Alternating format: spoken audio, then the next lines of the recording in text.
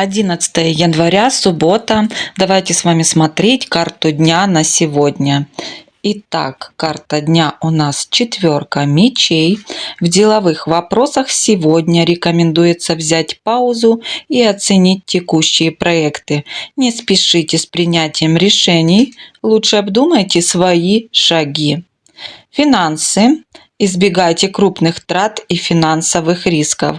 Это подходящее время для анализа бюджета и планирования расходов. В отношениях стоит уделить внимание отдыху и восстановлению. Проведите время в спокойной обстановке. Возможно, стоит обсудить накопившиеся проблемы. Совет и рекомендации на день: найдите время для отдыха и саморазмышления.